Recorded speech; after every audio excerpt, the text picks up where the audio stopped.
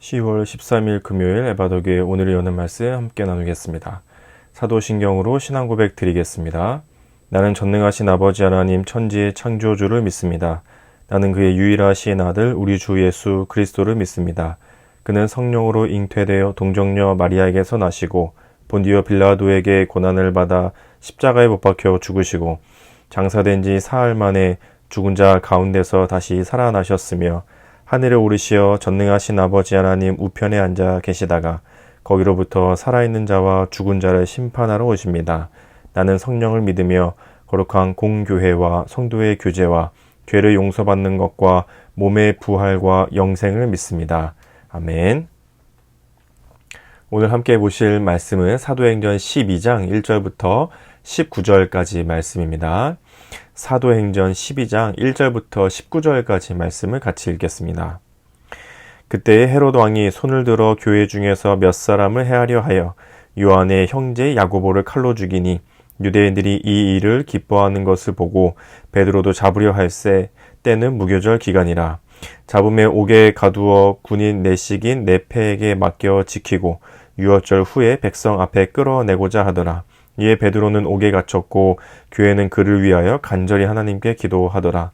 헤롯이 잡아내려고 하는 그 전날 밤에 베드로가 두 군인 틈에서 두 쇠사슬에 매여 누워 자는데 파수꾼들이 문 밖에서 옥을 지키더니 호련히 주의 사자가 나타나매 옥중에 광채가 빛나며 또 베드로의 옆구리를 쳐 깨워 이르되 급히 일어나라 하니 쇠사슬이 그 손에서 벗어지더라. 천사가 이르되 띠를 띠고 신을 신으라 하거늘 베드로가 그대로 하니 천사가 또 이르되 겉옷을 입고 따라오라 한대 베드로가 나와서 따라갈새 천사가 하는 것이 생시인 줄 알지 못하고 환상을 보는가 하니라. 이에 첫째와 둘째 파수를 지나 시내로 통한 쇠문에 이르니 문이 저절로 열리는지라. 나와서 한 거리를 지나매 천사가 곧 떠나더라. 이에 베드로가 정신이 들어 이르되 내가 이제야 참으로 주께서 그의 천사를 보내어 나를 헤롯의 손과 유대 백성의 모든 기대에서 벗어나게 하신 줄 알겠노라 하여 깨닫고 마가라 하는 요한의 어머니 마리아의 집에 가니 여러 사람이 거기에 모여 기도하고 있더라. 베드로가 대문을 두드린데 로데라 하는 여자아이가 영접하러 나왔다가 베드로의 음성인 줄 알고 기뻐하여 문을 미처 열지 못하고 달려 들어가 말하되 베드로가 대문 밖에 섰더라 하니 그들이 말하되 내가 미쳤다 하나 여자아이는 힘써 말하되 참말이라 하니 그들이 말하되 그러면 그의 천사라 하더라. 베드로가 문 두드리기를 그치지 아니하니 그들이 문을 열어 베드로를 보고 놀라는지라. 베드로가 그들에게 손짓하여 조용하게 하고 주께서 자기를 이끌어 옥에서 나오게 하던 일을 말하고 또 야고보와 형제들에게 이 말을 전하라 하고 떠나 다른 곳으로 가니라. 날이 새매 군인들은 베드로가 어떻게 되었는지 알지 못하여 적지 않게 소동하니 헤롯이 그를 찾아도 보지 못하매 파수꾼들을 신문하고 죽이라 명하니라. 헤롯이 유대를 떠나 가이사랴로 내려가서 머무니라. 아멘. 계속되는 교회의 부흥과 또 그에 따른 핍박의 역사 속에서 오늘 본문의 말씀은 상당히 교회적으로 또 교회 성도들이 위축되고 또 걱정하고 근심할 수밖에 없는 상황을 보여주고 있습니다. 먼저 앞선 구절 1절부터의 내용에서는 야고보, 사도 야고보를 헤롯 왕이 잡아서 죽이게 되는 장면에 대해서 간단하게 설명을 하고 있습니다. 그 소식이 이제 교회들에게 들려졌을 때에 또 교회 성도들이 듣게 되었을 때에 상당히 두렵기도 하고 무섭기도 하고 계속해서 그들을 공격해오는 외부적인 핍박에 의해서 상당히 어려운 마음을 가지고 있었을 것입니다. 그런 상황에 또 그들이 신뢰하고 믿고 따르던 지도자인 베드로도 감옥에 갇히게 되었죠. 그리고 이제 머지않아 베드로도 죽게 되지 않을까 하는 걱정과 근심 어린 상황들이 교회 안에 생겨나게 되었습니다. 그런데 그 베드로 얼마 지나지 않아 이제 감옥에 갇혀 있다가 죽게 될 베드로를 하나님께서 천사를 보내셔서 아주 기적 같은 일로 베드로가 풀려나게 하셨죠. 밤에 자고 있는 베드로를 찾아가셔서 깨우시고는 그 다음에 수갑을 풀러주시고 본문을 천천히 읽다 보면 이렇게 여럿이 지키고 있을 법한 파수꾼들이 지키고 있었을 텐데, 군인들이 지키고 있었을 텐데 그들을 지나서 나오게 하셨고, 아무도 베드로가 나가는 것을 막지 못하도록 천사가 그와 함께 동행하면서 하나님께서 베드로를 감옥 밖으로 이끌어내셨죠. 그렇게 나온 베드로는 교회 사람들이 모여있는 곳으로 찾아가서, 교회로 찾아가서 내가 이러이러하게 하나님의 손길 아래에 풀려났다 하면서 교회들이 다시 한번 기뻐할 수 있었고 안심할 수 있었던 내용이 오늘의 본문 안에 그려져 있습니다. 베드로가 아주 기적과 같은 일들로 풀려나고 있는데, 같이 한번 주의 깊게 살펴보고자 하는 구절은 11절 말씀입니다. 11절 말씀을 보시면, 이에 베드로가 정신이 들어 이르되 내가 이제 참으로 주께서 그의 천사를 보내어 나를 헤롯의 손과 유대 백성의 모든 기대에서 벗어나게 하신 줄 알겠노라 하여. 베드로가 잠자던 중이기도 하였고, 천사가 나타나서 그를 감옥 밖으로 이끌어낼 때에 이게 꿈인지 생신지 모를 정도의 약간 정신이 없는 상태로 그 상황들이 지나왔습니다. 그리고 다 나오고 나서 이제 천사가 그를 떠나고 나서 정신을 차려 본 뒤에 베드로가 생각을 하고 고백하는 것이 있죠. 그것이 바로 11절의 내용이었습니다. 뒷부분에 보시면 헤롯의 손과 유대 백성의 모든 기대에서 하나님께서 천사를 보내셔서 나를 벗어나게 하셨다. 헤롯의 손과 유대 모든 사람의 기대에서 나를 벗어나게 하셨다. 헤롯의 손, 헤롯의 위협이 있었죠. 로마의 황제였던 헤롯이 그리스도인들을, 또 예수의 그 제자들을, 특별히 그 지도자들을 찾아내고 색출하고 감옥에 가두고 죽이는 위협을 계속하고 있었는데, 하나님께서 지금 천사를 보내셔서 그 헤롯의 위협으로부터 나를 지켜주셔서 벗어나게 하셨다라는 고백을 한 가지 하게 되고, 두 번째는 유대 백성의 모든 기대에서 벗어나게 하셨다. 유대 백성은 유대인 사람들이겠죠. 유대인 사람들도 마찬가지로 예수님을 신성모독한 자라고 생각했으니까 십자가에 못 박아 죽였잖아요. 그가 부활했다는 사실을 믿지도 않았을 뿐더러 그 예수님을 믿고 따르는 추종자 같은 그리스도인들에게 아주 가시같이 여기면서 그들을 죽이고 싶어 했죠. 그게 유대 백성들의 기대였습니다. 그리스도인들을 죽이고 그들을 없애야겠다, 교회를 없애야겠다는 마음을 유대의 모든 백성들이 가지고 있던 마음이었죠. 마찬가지로 하나님께서 그들의 기대로부터도 나를 벗어나게 하셨다라고 베드로가 고백하고 있습니다.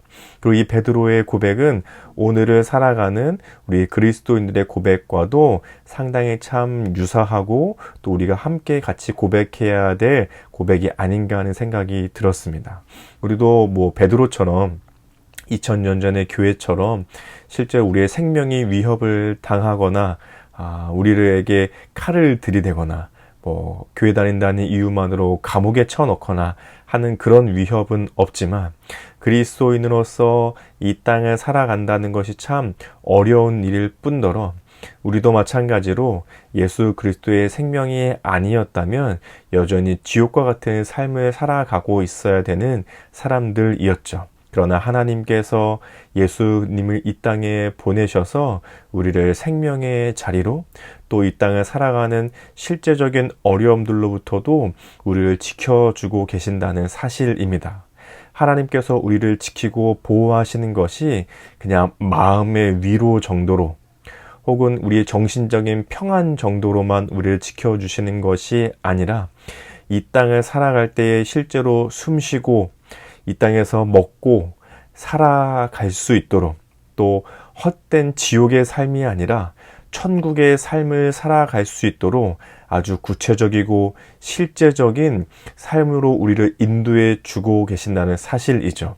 헤롯과 같은 위협으로부터 베드로를 벗어나게 하신 것처럼 우리에게도 이 땅에서 살아갈 때에 새로운 생명으로, 이 땅의 헛된 삶이 아니라 천국의 소망을 가진 삶으로 하나님께서 우리를 살아가게 하시죠.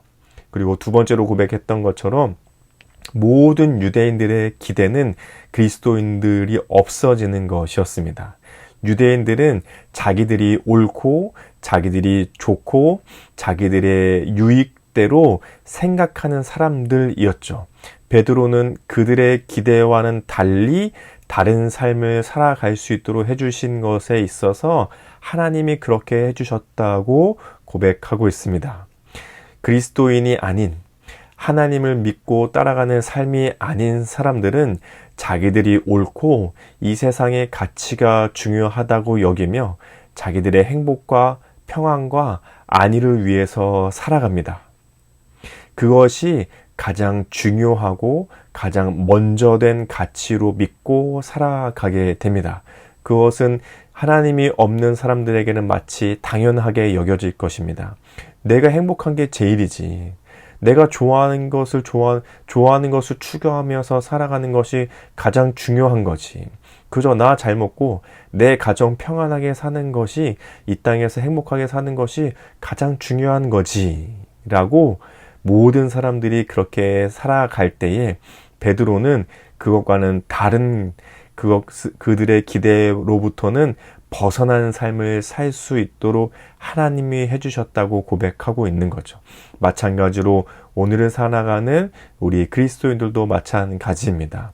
이 땅에서는 내가 행복한 것이 가장 중요하고 하나님께서 하나님이 아닌 이 세상의 가치와 나의 행복과 평안과 안위를 위해서만 살아가는 것이 가장 중요한 것이 아니라 우리는 하나님의 가치가 무엇인지 알고 예수님이 생명을 주셔서 이 땅에서 살아가게 하신 이유가 무엇인지 알고 있으니 나와 내 가족과 혹은 나의 범위 안에 있는 것의 평안과 안위와 행복을 위해서만 살아가는 것이 아니라 하나님을 위해, 그리고 하나님이 옳다고 말씀하시는 것을 위해, 그리고 예수님을 위해 이 땅을 살아가는 삶을 하나님께서 살아가도록 도와주신다라는 고백이 우리에게도 있어야 하는 것이죠.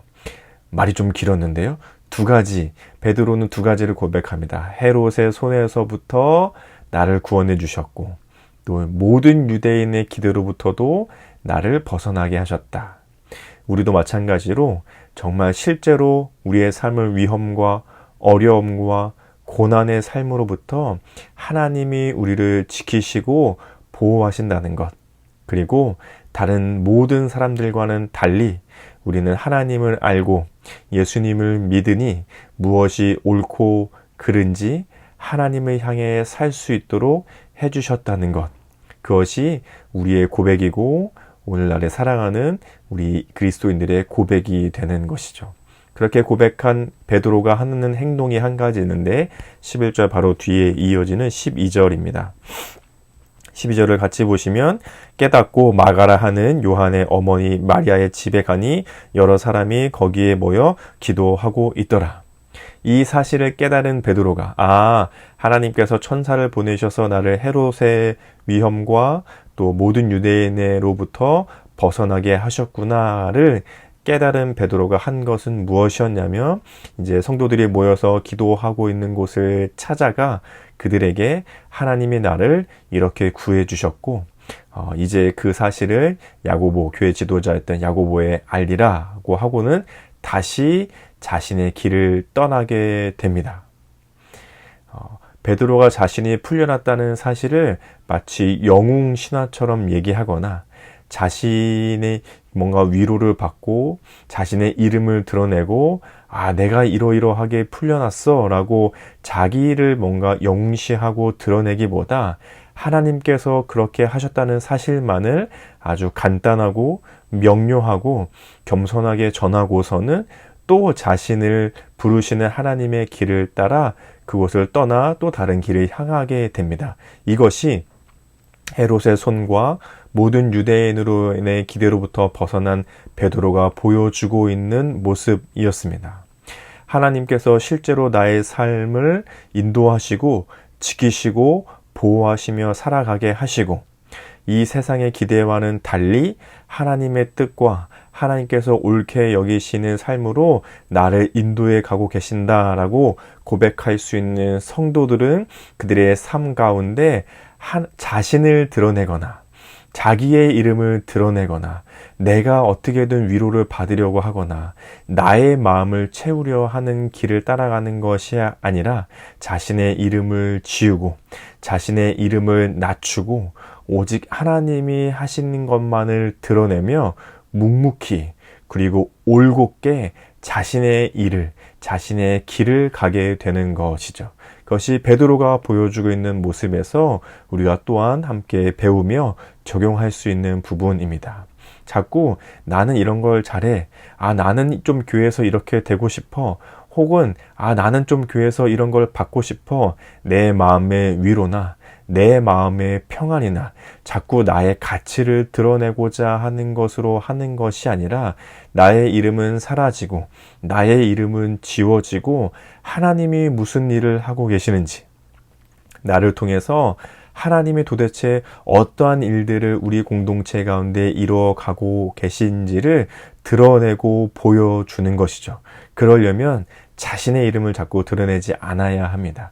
자신의 이름은 계속해서 지워져야 합니다. 그리고 우리는 우리에게 맡겨진 길을 올곧게 가는 것이죠.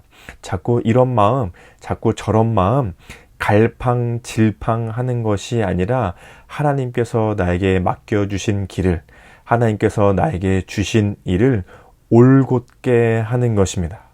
그것이 베드로가 헤롯의 손과 모든 유대인으로부의 기대로부터 벗어나게 하나님께서 벗어나게 하셨다라고 고백한 베드로가 보여주고 있는 삶의 모습이죠. 오늘 이런 베드로의 모습을 보면서 하나님의 그런 인도하심을 누리고 또 하나님께서 가라 하신 길을 따라갈 수 있는 우리 모든 에바다 교회 성도님들이 되시면 좋겠습니다. 하나님께서 나를 여전히 지키시고 보호하시는구나. 그리고 내 뜻과 내가 좋아하는 것이 아니라 하나님이 원하시고 하나님의 뜻과 옳은 길을 따라 가게 하시는구나. 그런 고백을 할 수 있다면 우리의 삶이 다른 것으로 인해서 갈팡질팡하지 않고 또 나의 이름을 드러내지 않고 하나님만을 드러내며 하나님의 그 길을 따라 올곧게 갈 수 있는 삶이 되어지기를 예수님의 이름으로 축복합니다. 오늘의 이 말씀을 기억하시면서 함께 이렇게 기도하시면 좋겠습니다. 나를 구원해 주시고 옳은 길을 따라 살도록 해주신 하나님께 감사하며 나에게 주신 믿음의 길을 올곧게 살아가게 하소서. 이런 기도 제목으로 말씀을 생각하시면서 같이 기도하시면 좋겠습니다. 우리 가정과 교회와 나라를 위해서는, 가정을 위해서는 부모와 자녀가 서로에게 옳은 길을 보이고 서로를 통해 배우는 가정이 되도록, 교회를 위해서는 무엇이 옳은 길인지 말씀을 통해 가르치며 기도를 통해 살아갈 힘을 나누는 교회 되도록, 나라를 위해서는 올바른 하나님의 가치를 살아내는 그리스도인들을 통해 곳곳에 작은 빛과 같이 세상의 어둠을 밝혀내도록, 그리고 계속해서 세계적으로 팔레스타인과 이스라엘의 전쟁이 계속해서 있는데요.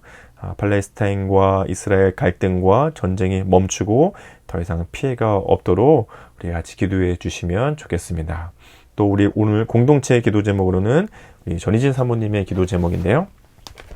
개인의 기도 제목은 나와 가까이 계시는 하나님을 가장 사랑하고 닮아가는 삶 살아가도록, 가정을 위해서는 우리 가정이 작은 천국이 되고 우리 가정을 통해 하나님 나라가 확장되도록, 삶의 현장을 위해서는 그리스도인으로서 성품이 올바르고 잘 섬길 줄 알며 함께 일하는 사람들과 협력하여 선을 이루어 갈 수 있도록, 교회를 위해서는 우리와 가장 가까이 계시는 주님을 소망하는 교회 되도록, 사회 나라 온 세계를 위해서는 전쟁과 질병으로 고통받지 않도록. 이런 기도 제목이 있으신데요. 우리 전희진 사모님을 생각하시면서 같이 기도해 주시면 좋겠습니다. 그리고 오늘 생일을 맞이하신 분들이 있는데요. 오늘 아니고 내일 토요일에 생일을 맞이하시는 우리 최혜경 목사님, 우리 현민규 청년 있으십니다. 우리 두 분을 생각하시면서 행복하고 즐겁게 하나님께서 이 땅에 보내주신 날인데 참 기쁘고 즐거운 하루가 되실 수 있도록 또 하나님께서 주시는 은혜로 하루하루를 살아내고 믿음의 삶을 살아내는 두 분이 될 수 있도록 축복하고 사랑하는 마음으로 함께 기도해 주시면 좋겠습니다. 또 우리 성도님들 서로의 기도 제목을 함께 기도해 주시고 개인의 기도 제목으로 기도하신 후에 주기도문으로 이 시간을 마치도록 하겠습니다. 함께 기도하겠습니다.